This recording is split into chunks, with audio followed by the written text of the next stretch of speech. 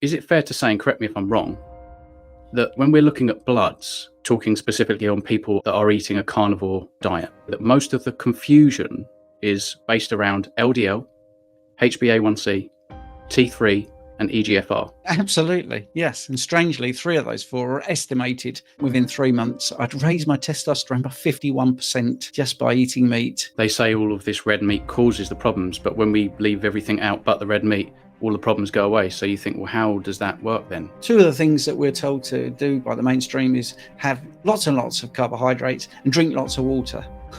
Okay. And we also have this epidemic of diabetes and kidney disease. Isn't that funny? It's really strange. I don't know why that would be. But anyway. Would you mind first telling the audience how old you are? 60.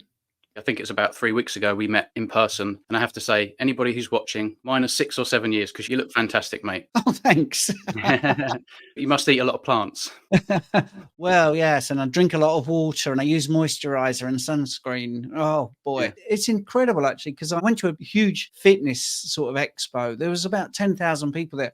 And they had this monitor where you could put your face in and they would tell you what your chronological age was compared to your skin's age, theoretical, obviously.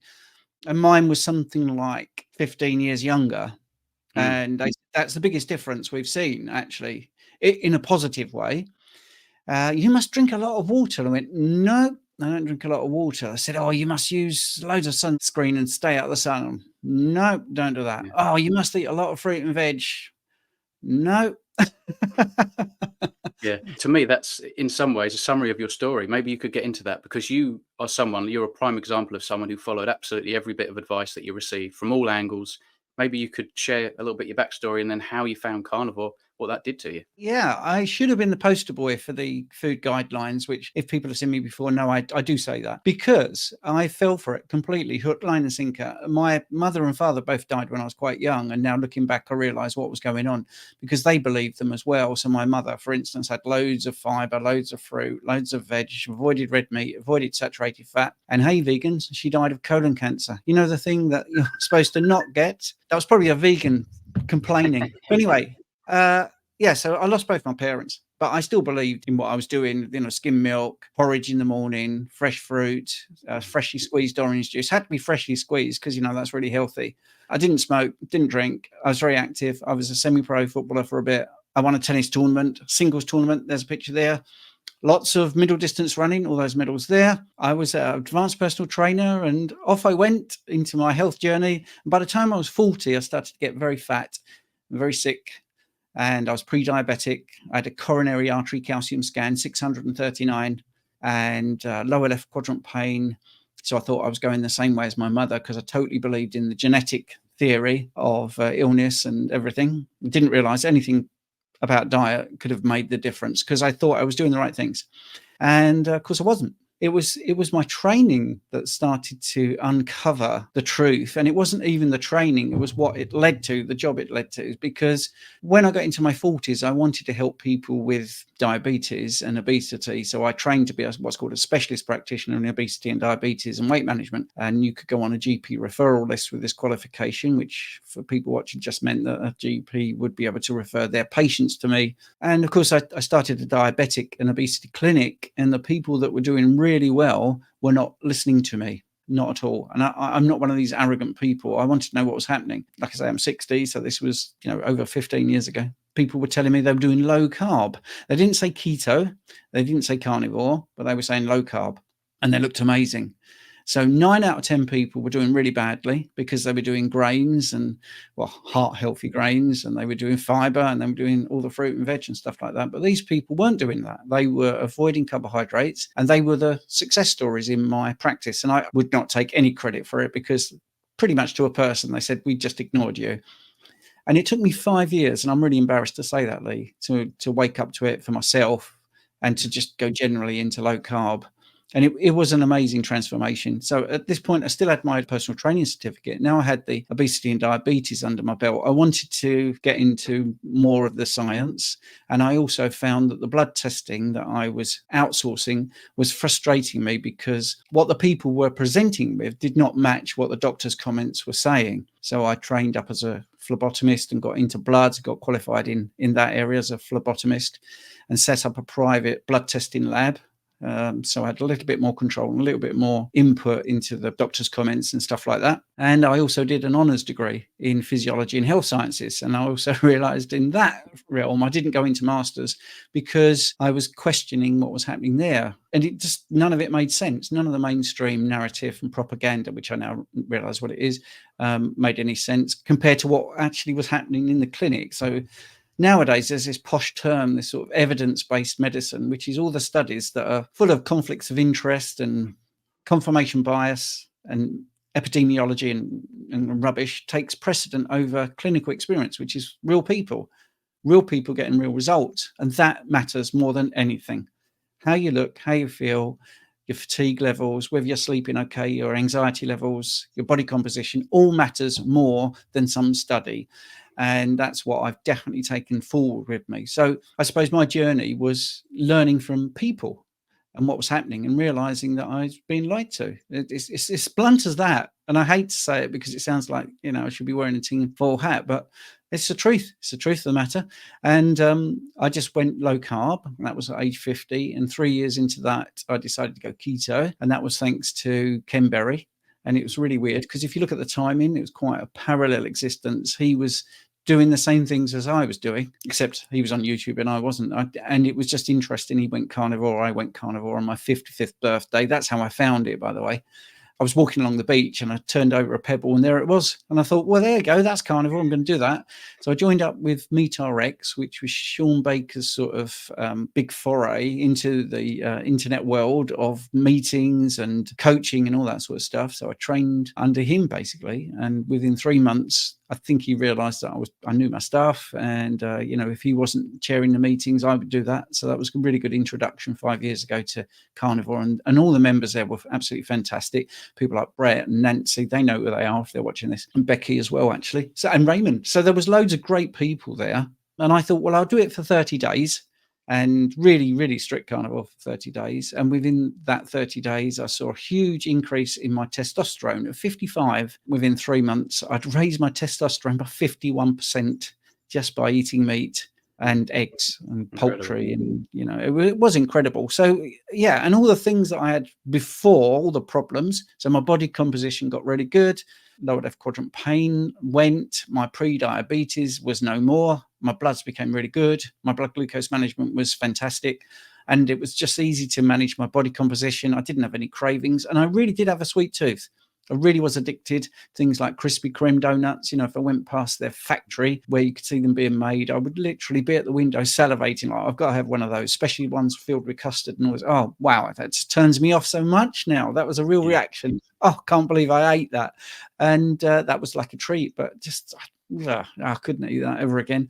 And even the healthy stuff, which I did have like weekly, for instance, a green smoothie with a shot of protein power and all this sort of stuff, and wheatgrass, honey, obviously, fruit and honey. Oh, that sounds like a terrible mix to me.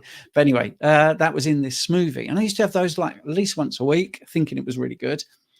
And I had a little experiment. Once I went carnivore, after about 3 or 4 months, I saw a concession stand that had this green smoothie juice. So I had a real small amount, literally about this much. And within 20 minutes, I was in a park on a bench, fast asleep in like a sugar coma. It was just, and I used to have those every week. So my body had adapted. And all these people that say, oh, well, the problem with going carnivore is you can't handle all that glucose. I don't want to handle all that glucose. I don't want to be pre-diabetic. I don't care. I can't handle it because your body isn't supposed to handle it. It's got a reason to have a level, 1 teaspoon of sugar in 5 liters of blood. The body has worked out that's optimal. It doesn't want it higher than that. That smoothie was literally putting in 9 teaspoons of sugar. So 9 times as much sugar as I should have. Why should I even want to tolerate that? I don't. And that's the way it is. Our body is really smart. It tells us what we shouldn't eat. That's why we have olfactory senses to make us go, oh, that's not good, that's sour. Or we have the taste buds, oh, that's too salty or whatever. It's the same with sugar. We should be able to go, oh, that is too sweet. And unfortunately, the way things are made now, a lot of it's disguised. For instance, like a milkshake at McDonald's has a lot of sugar in it, but it has a lot of salt in it, so you don't realize it has a lot of sugar in it. We've just completely lost touch with real whole foods and just eating naturally, so our body gets completely dysregulated and everyone gets fatter and sicker. So obvious. And all these idiots that say type 2 diabetes is caused by fat, when you take the carbs out, you reverse diabetes. And I've literally got hundreds of people who do that. So that's ridiculous. That's such a ridiculous statement with no mechanism behind it. Yeah, I'm talking to you, Mr. Gregor, and you, stupid Dr. Neil Barnard. You just have no clue. No clue. Absolutely no clue. And if you really genuinely think that, can you tell me why hundreds of people keep reversing type 2 diabetes by removing carbohydrates? Because they're proving your idiotic theories absolutely wrong. And I'm really cross about it because that's what I deal with mainly, type 2 diabetics. And do you know that leads to kidney failure? And we don't want that. Stop spouting rubbish and start looking at the reality of things, and don't just follow your propaganda. Look at real people, and let's actually get some people healthy. Yeah, definitely. I mean, it's crazy if you think that they say all of this red meat causes the problems, but when we leave everything out but the red meat, all the problems go away. So you think, well, how does that work then? It doesn't really hold up scientifically. It can't do, because all of these anecdotes, there must be hundreds of thousands of them now, surely, maybe millions potentially. I don't know. But you alluded to obviously your phlebotomy. Is it fair to say, and correct me if I'm wrong, that when we're looking at bloods and we're talking specifically on people that are eating a carnivore diet, that most of the confusion is based around LDL, HbA1c, T3, and EGFR? Absolutely, yes. And strangely, 3 of those 4 are estimated because they're based on assumptions. But if you look at bloods in general, if you take a really sort of big step back and a little broad look at it, you've got these normative ranges where people think those are optimal ranges. So the first thing, they're not optimal ranges. They are what people on average have who give the blood. Basically, that's where they get the data from. So when you think that, let's be really optimistic, that less than 80% are sick. So we're saying 20% of people are pretty healthy who give blood, 80% are sick. Most of those eat between 45 to 65% carbohydrates. Well, that's what we're judging ourselves against. Mainly sick people who eat too many carbs. That's where the ranges come from. And as I say very often, I don't see the normative ranges being optimal at all. And when we start to do lots of bloods, and I've probably seen, I don't know, maybe 10,000 data points, maybe 100,000 data points over the last 5 years with carnivore, and certainly a lot more over the last 15 years. It doesn't reflect what's going on. And many people are told these crazy things based on the ranges, but they feel great, they look great, and everything gets better. So I can give you a couple of examples. You mentioned EGFR. Well, the little e is estimated, and this is the filtration rate of your kidney. That's what it's looking at. And I've got true stories coming out of my ears and a couple of coming out of my nose. So anyway, it's proven. This is proven. So the estimated GFR is exactly that. It's estimated, and it's based on urea and creatinine, which are 2 waste products of protein metabolism. Oh, there's a clue. If you eat more protein than the normal person, you're going to have slightly higher readings. So that's going to make your estimate slightly wrong. So even this morning, I had a lovely lady called Faith who showed some faith in what I was saying, and her GFR was 27, allegedly. And you can do a better test called the cystatin C. It's not an estimate. It's a much better direct reading. And her filtration rate was actually 41, not 27. Now, it should still be over 60. So I'm obviously getting people interested in what I'm saying who have kidney problems. And yeah, I've got loads of success stories now of those being reversed. That's a huge disparity, because that puts you in a different stage of failure, which obviously then leads to a different protocol. So if you think you're 27 and you need to be at 60 and you're at 27, you're not even halfway there. At 41, you have hope. You're 2/3 of the way where you should be. And that's just by changing the test, not the person or the diet or anything like that.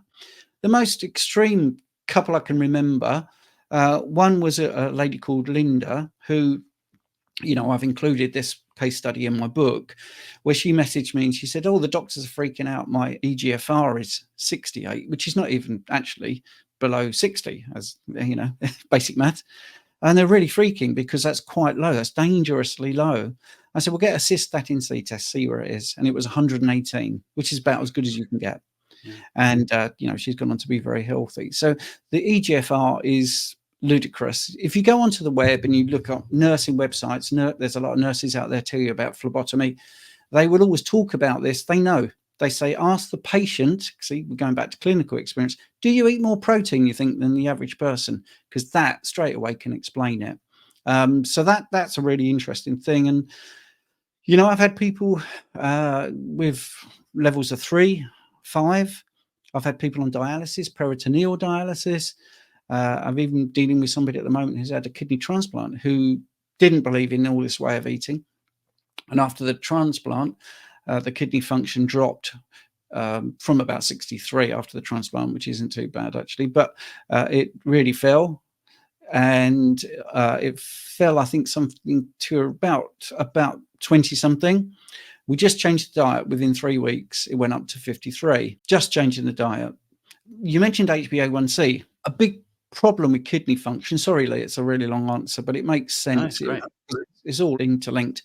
The HbA1c, which is a measurement of glycation of hemoglobin within the red blood cell over an estimated period of 120 days, the lifespan alleged of a red blood cell. Now, that again is a calculation.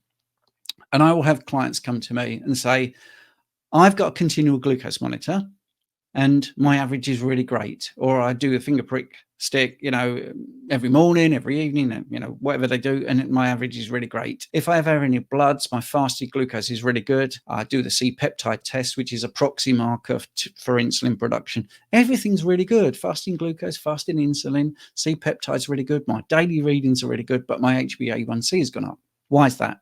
Well, it's really explainable because it's a calculation and it is based on the life of the red blood cells. So when I was training to do my phlebotomy, what was drummed into me is there are times when you get an artificially low HbA1c, and that's when people are anemic or they have hemolytic anemia, which is where the red blood cells don't last as long. So therefore, it throws out the calculation because they're not lasting so long. They can't get gummed up and glycated. So you must ignore that. You can't tell people they're not diabetic because that is a false reading. So being a clever person, I thought, well, maybe if you get an artificially high reading that doesn't make any sense in the context of all the other stuff, maybe the red blood cells are living longer. Well, of course, there is a test for that, the reticulocyte count, which is looking at the production of red blood cells coming from the bone marrow. And lo and behold, if you have somebody with a high HbA1c, you tend to find that the production of red blood cells is much slower because they're living longer. So we can prove this. So therefore, that is not a great test. And the other tests are better because they're actually coming from your blood every day. Now, glycation is not just of hemoglobin. See, that's a proxy marker for glycation across your whole body. This is the thing. So if you have got a lot of glycation and you've got this high reading, you're going to worry. Well, you need to know that that is not a good measure. So you could do a fructosamine test, which is a more accurate test of maybe the last 2 to 3 weeks. That's a little bit more immediate. But again, the best test is doing the fasted glucose, fasted insulin, C-peptide, those sort of things, and you won't feel so worried. Now, why am I telling you that when I was talking about kidneys? Because the biggest driver of kidney disease is diabetes.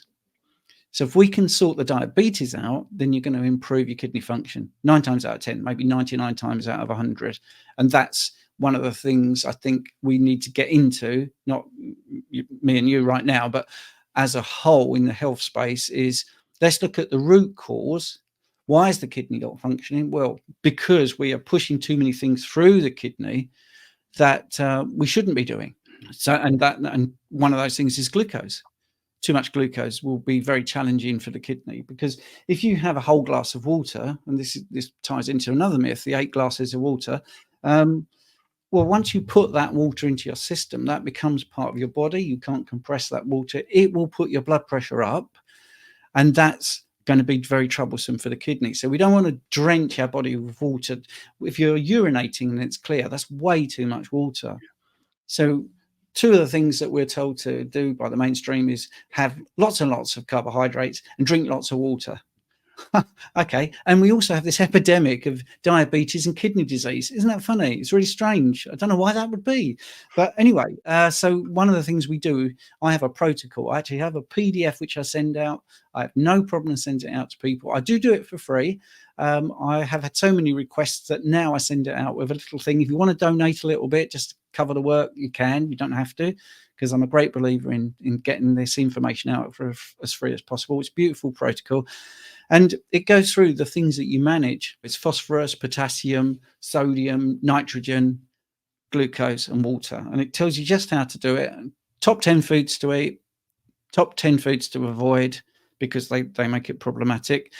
You'll be pleased to know, Lee, that if you've got people watching that aren't carnivores, some of the foods aren't carnivore. Sorry, carnivore police. I'm going to hand my little card back in, because I want people to know that even if they're not carnivore, unless they're keto or low carb, or even if they're none of those things and they've got bad kidney problems, I'd like to get them back on the straight and narrow. So feel free to put my email in the description, and I'll send that out. Anyone that wants it, I'll send it out to you, because it works. It does work. Well, this proves it works, by the way.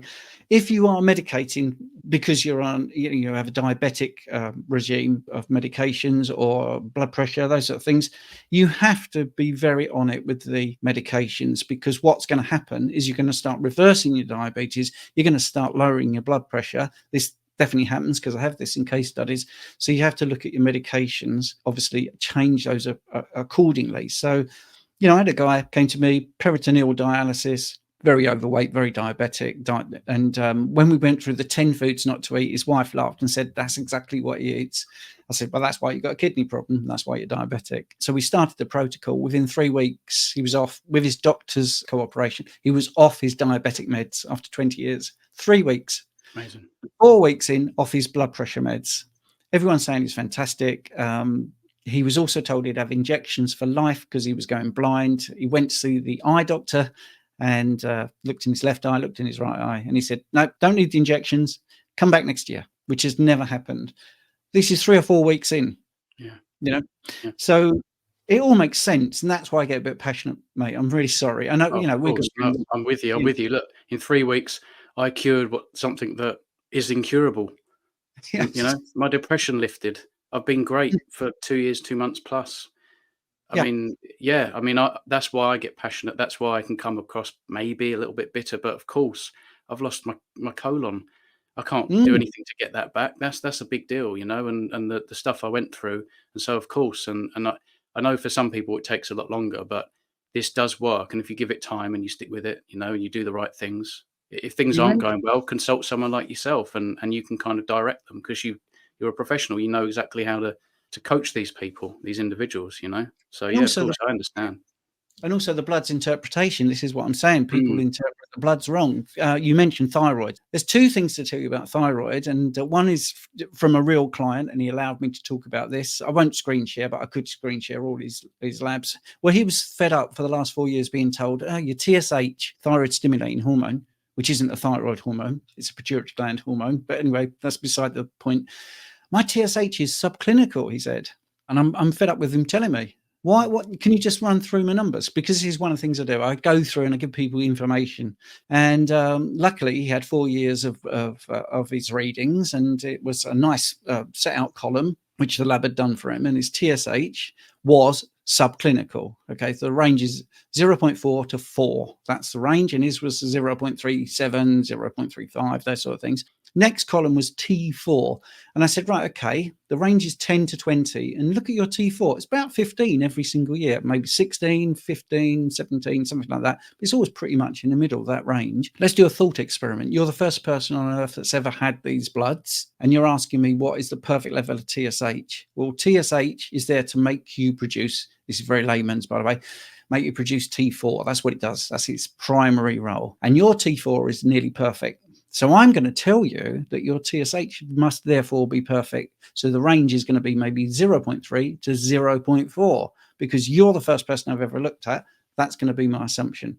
You're not subclinical. That's how you work. And it's working fine. No symptoms, by the way. That's the other thing. So he's told something's wrong, but it's based on numbers rather than the clinical presentation. The other thing is this thing about T3 has tanked. And I get this all the time. Oh, my T3 is too low. Okay, well, what's the symptoms? Oh, I haven't got any symptoms, but my bloods have come back. My T3 is really low. I need to be on a thyroid medication. Well, T3 plays a critical role in moving pyruvate across the mitochondrial membrane. What's that mean?